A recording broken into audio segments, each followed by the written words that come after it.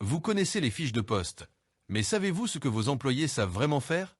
La cartographie des compétences, ce n'est pas un tableau administratif. C'est une radiographie de votre capital humain. Elle révèle les talents cachés, les lacunes critiques et les synergies invisibles. Dans ce quiz, découvrez comment l'utiliser et pourquoi la confondre avec le référentiel, c'est comme naviguer sans boussole. Contexte. Dans les entreprises algériennes, la gestion des talents est souvent réduite à des fiches de poste obsolètes, des évaluations annuelles formelles et des décisions de recrutement basées sur l'intuition. La DRH est confrontée à un défi systémique. Comment transformer la gestion des ressources humaines d'un modèle administratif en un levier stratégique? La réponse réside dans la cartographie des compétences, un outil d'analyse dynamique qui révèle, à l'instant T, les forces, les lacunes et les synergies internes. Mais pour qu'elle soit efficace, elle doit être distinguée du référentiel des compétences, qui définit les standards idéaux. Le défi pour la DRH. Comment faire passer l'entreprise d'une culture de ce qu'on a à une culture de ce qu'on doit avoir, sans créer de frustration, mais en construisant une vision partagée? La DRH de Sonatec, une filiale pétrolière, lance une cartographie uniquement pour son département IT afin de migrer vers le cloud. Quel est l'objectif prioritaire de cette initiative, si elle est bien délimitée?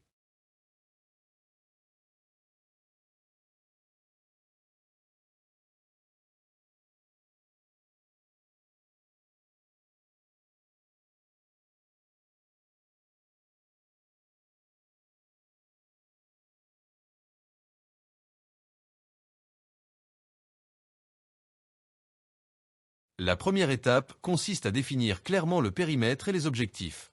Lorsque le périmètre est restreint, IT, est lié à une transformation technologique, cloud, l'objectif clé est d'identifier les lacunes ou les écarts de compétences pour orienter les actions RH, formation, recrutement. L'entreprise Kaina cherche à se positionner sur de grands projets d'infrastructure. Son objectif stratégique est de garantir que ses chefs de projet possèdent les certifications de sécurité à jour. Quel objectif RH doit être associé à la cartographie des compétences?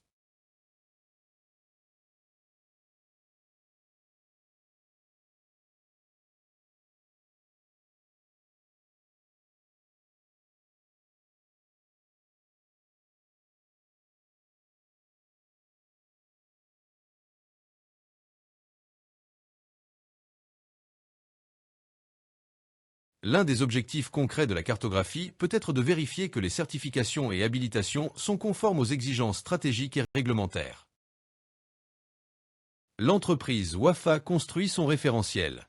Les managers se focalisent sur la description des tâches inscrites dans les fiches de poste, activités prescrites. Quel risque cette approche comporte-t-elle pour la pertinence de la cartographie?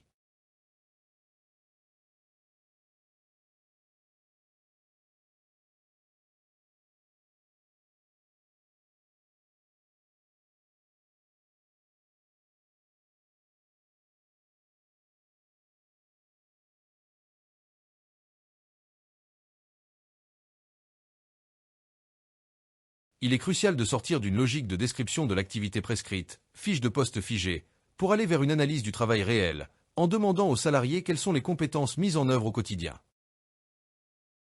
Lors de la construction du référentiel pour les auditeurs, l'équipe de projet définit les compétences techniques, les savoir-être et les savoirs-connaissances associés.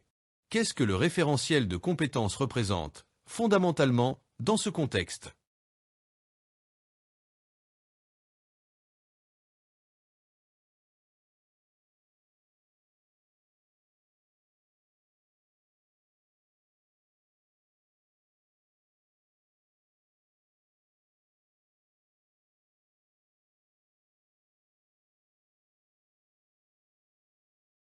Le référentiel de compétences est la base. C'est un outil qui liste, structure et définit les compétences attendues pour chaque poste. Il fournit un langage commun et un socle cohérent. Sonelgaz adopte une échelle d'évaluation des compétences pour sa cartographie.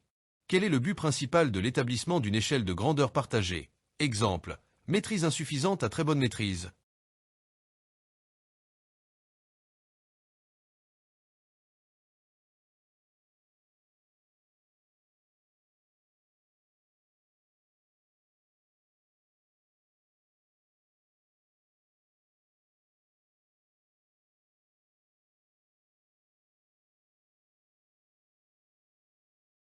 Définir une échelle d'évaluation partagée est essentiel pour classer l'importance des compétences et évaluer les collaborateurs de manière objective.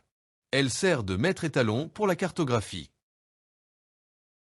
Lors de l'évaluation des compétences des collaborateurs, l'équipe RH souhaite aller au-delà de l'évaluation standard. Elle encourage les salariés à déclarer les compétences acquises lors d'expériences antérieures ou leur passion personnelle. Exemple, photographie, vidéo, engagement associatif. Pourquoi cette démarche est-elle encouragée dans le cadre d'une cartographie dynamique?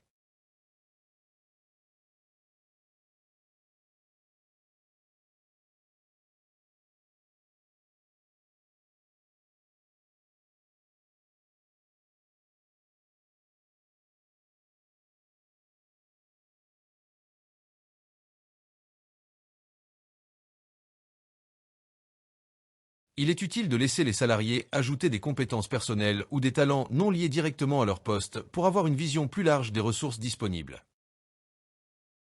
À quelle occasion l'évaluation du niveau de maîtrise de chaque compétence par les collaborateurs est-elle le plus souvent conduite en gestion des ressources humaines?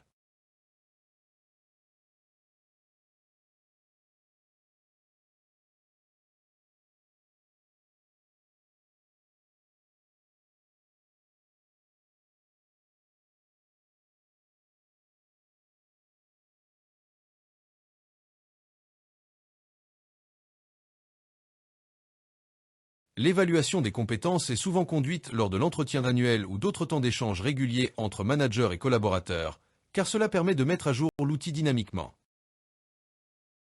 L'entreprise de transport public El Mouassala utilise un tableau Excel statique pour sa cartographie. L'entreprise est en pleine restructuration. Quel est le principal inconvénient d'utiliser un outil non digitalisé dans un contexte de changement rapide?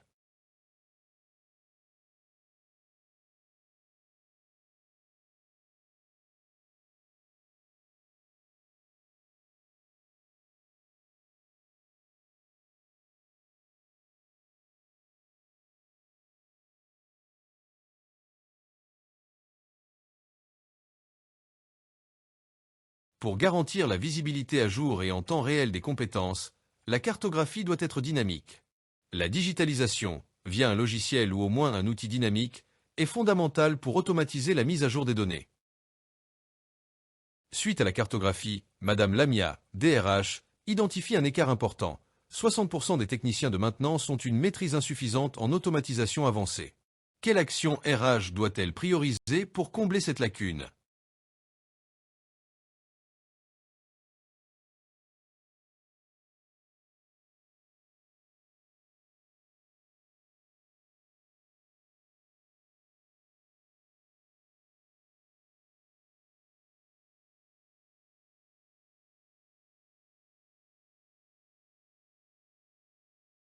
L'analyse des écarts, lacunes, débouche naturellement sur un plan d'action. En identifiant les compétences qui nécessitent des renforcements, l'entreprise peut mettre en place des programmes de formation ciblés et pertinents. Un collaborateur de Sonatec a atteint une très bonne maîtrise sur 80% des compétences de son poste actuel. La cartographie, en croisant ces données avec le référentiel des autres métiers, met en évidence des passerelles métiers. Quels bénéfices immédiats cela apporte-t-il aux collaborateurs?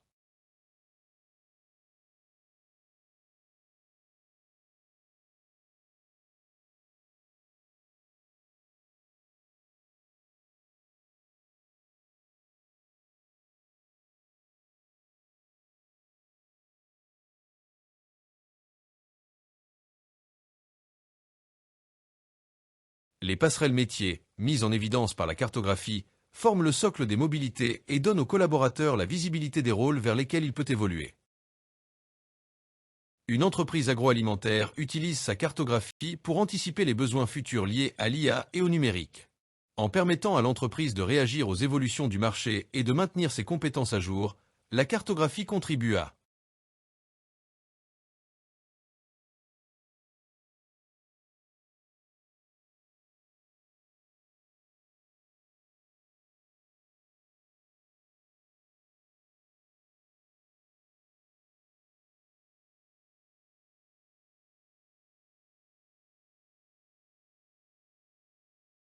Dans un contexte d'évolution rapide des compétences, la cartographie permet d'anticiper les changements, d'aligner la croissance individuelle sur les objectifs stratégiques et de maintenir la compétitivité et la résilience de l'entreprise. La DRH de pharmaceutique Sarah cartographie les compétences, mais ne met pas à jour les profils. 1 an plus tard, les compétences changent, mais les données restent les mêmes. Quel est le problème de cette approche?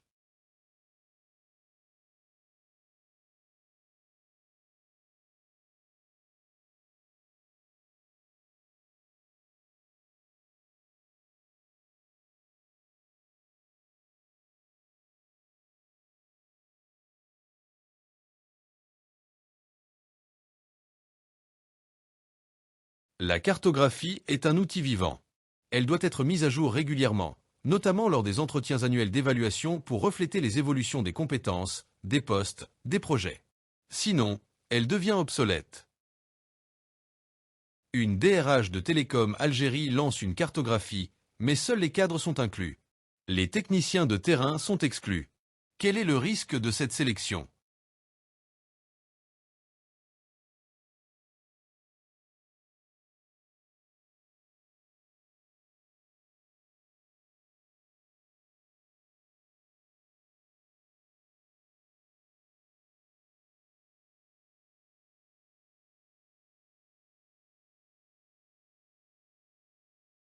La cartographie doit être exhaustive.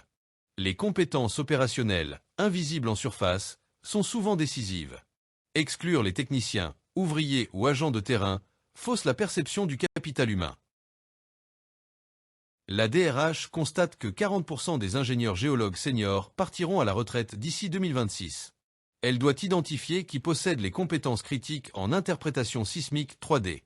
Quelle action prioritaire doit-elle engager?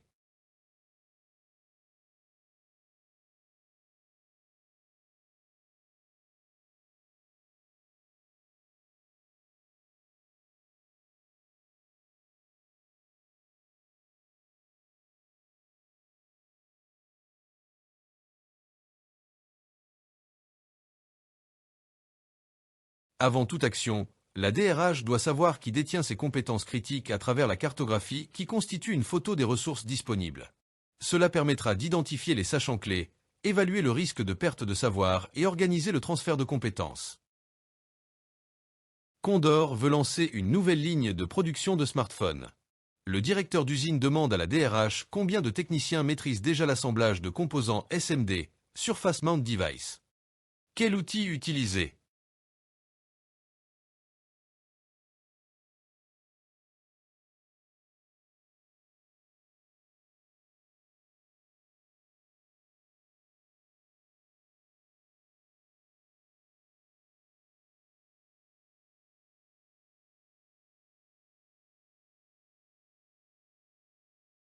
La cartographie permet de visualiser rapidement qui possède la compétence assemblage SMD, le niveau de maîtrise de chacun et les gaps à combler pour le projet. L'entreprise TMC veut réduire sa dépendance aux experts expatriés, coût 8 millions de dinars par an et par expert. La DRH doit prouver au directeur général qu'elle dispose de compétences internes sous-exploitées. Quelle démarche doit-elle entreprendre?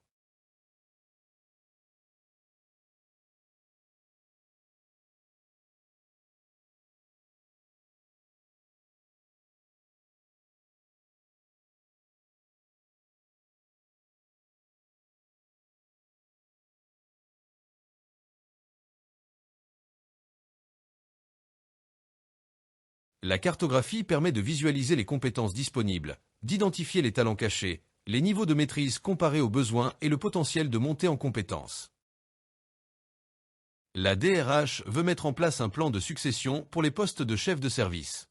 Elle hésite entre créer d'abord un référentiel ou une cartographie. Quelle logique respecter?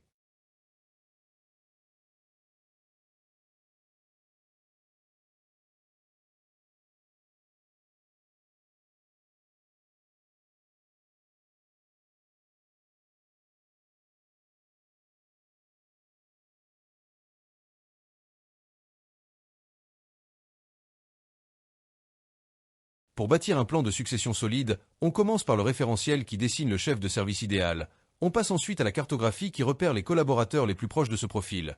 on mesure le gap individuel par une analyse des écarts de compétences, puis on transforme chaque lacune en parcours de développement sur mesure. Etusa passe au bus électrique. La DRH cartographie les compétences et découvre que 5 mécaniciens ont suivi une formation en électronique il y a 10 ans, non exploitée depuis. Cette découverte illustre quoi?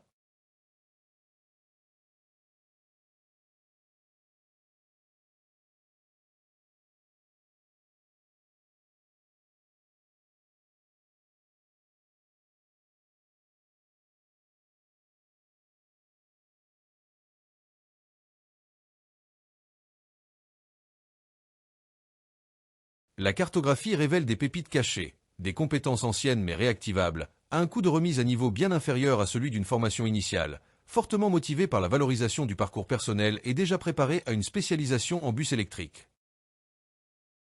Saïdal veut développer un biosimilaire. La cartographie montre qu'aucun chercheur interne ne maîtrise la technologie des anticorps monoclonaux. Le référentiel métier indique que c'est une compétence clé pour la stratégie 2025 à 2030. Que révèle cette situation?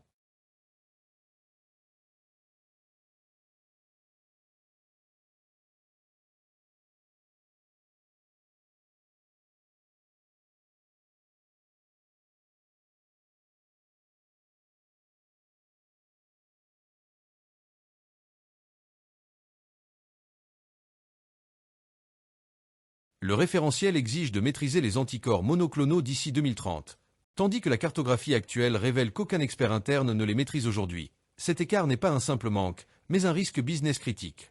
Une décision urgente s'impose. Recruter un expert, PhD ou senior en biotech, pour lancer le projet et former 2 à 3 chercheurs internes afin de construire une capacité durable. Sans ces 2 actions, le projet biosimilaire est condamné avant même de commencer.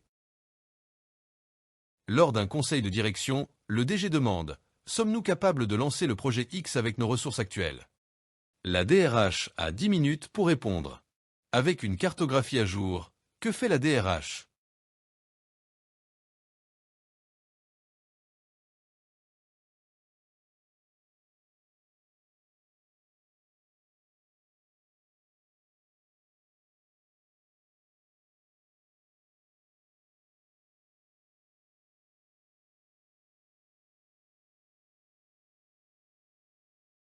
La transformation du rôle de la DRH s'opère à travers la cartographie des compétences. Sans elle, la DRH reste réactive et administrative, répondant par « je ne sais pas, je vais chercher », avec une crédibilité faible auprès du conseil de direction de l'entreprise. Avec la cartographie des compétences, elle devient proactive, stratégique et crédible. Elle donne des réponses factuelles en temps réel, simule les scénarios d'avenir et agit comme un vrai business partner, capable d'anticiper les besoins avant qu'ils ne deviennent des crises. Vous avez vu, la cartographie, c'est ce que vous avez. Le référentiel, c'est ce que vous devez devenir. L'un vous montre la réalité. L'autre vous trace la voie. Prochain quiz. Le référentiel des compétences, construire le manuel d'anatomie de votre entreprise. Abonnez-vous. Cliquez sur la cloche. Parce que la prochaine fois, ce ne sera plus une question de compétences, mais de stratégie.